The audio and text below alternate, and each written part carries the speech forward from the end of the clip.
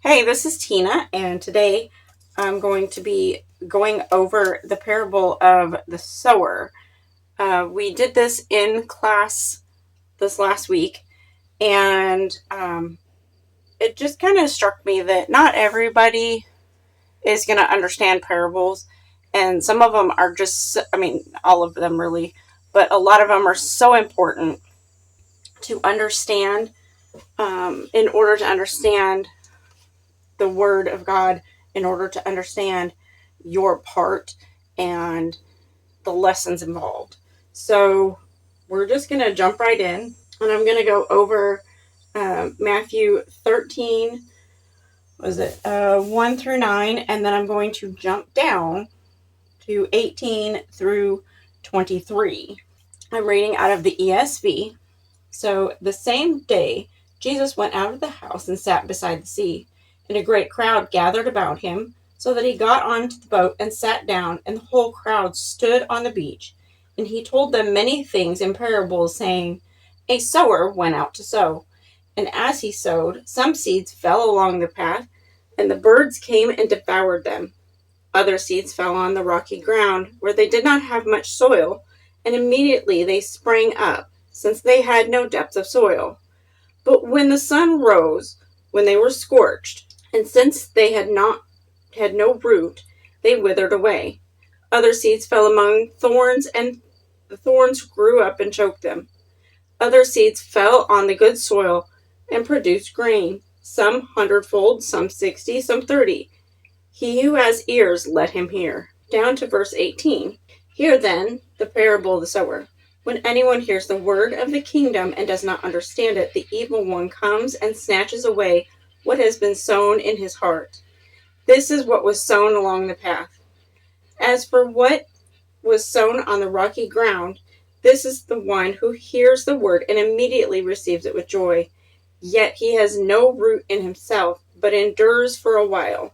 When tribulation or persecution arises on account of the word, immediately he falls away. As for what's sown among the thorns, this is one who hears the word, but the cares of the world and the deceitfulness of riches choke the word, and it proves unfruitful. As for what was sown on good soil, this is the one who hears the word and it understands it. He indeed bears fruit and yields in one case 100-fold, in another 60, in another 30. So even with the explained portion of the parable, it can be a little hard to understand and pick apart. So what we need to understand, and this parable is an introspective one that we can look upon ourselves, and it's one that is not meant to judge, but maybe to encourage others to move from one seed to another. So the sower here is Jesus, and the seed is the word of God, and the sower is the hearts of the hearers, which is us. So the roadside soil, you receive the word without understanding, and Satan comes and snatches it away. That is pretty simple enough. You have no roots. You have nothing to base anything on. So you don't have ground that you need. So the rocky ground is received with head and not heart, and then quits because of problems or becomes offended. And these are the ones that hear it and understand it, but don't live it in their heart. They don't want to be challenged.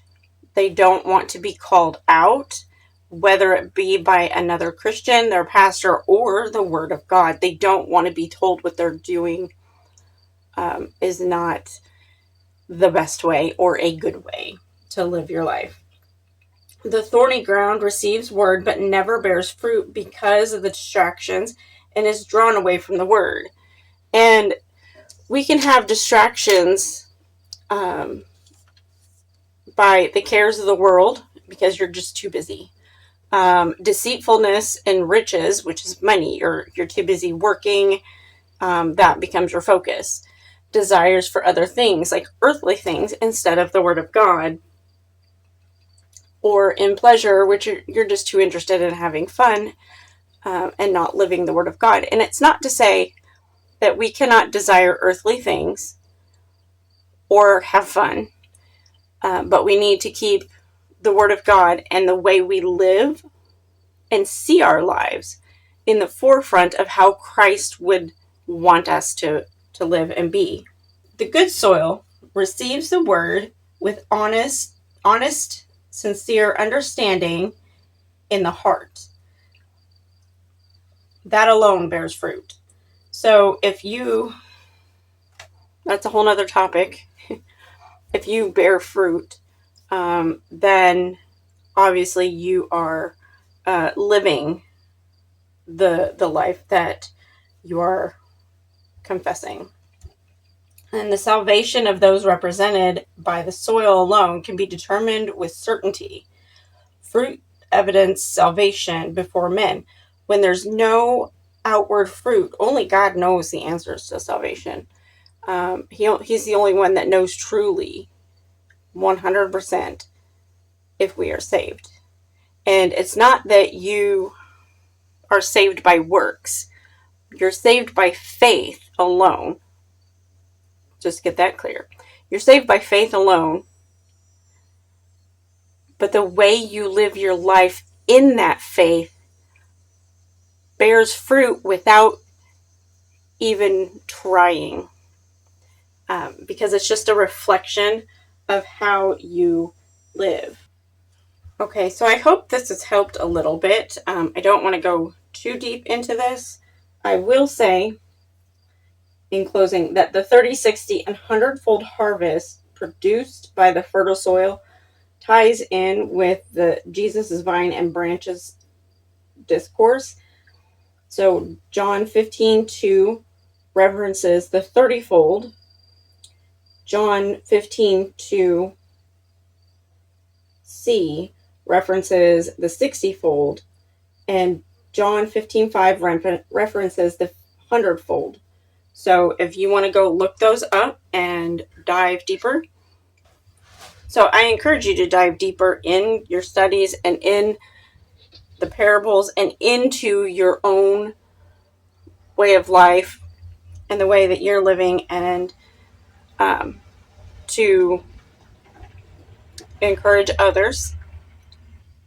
If you found this helpful, go ahead and give it a thumbs up and leave a comment down below, and don't forget to subscribe, and I will see you on the next video. Thanks for watching.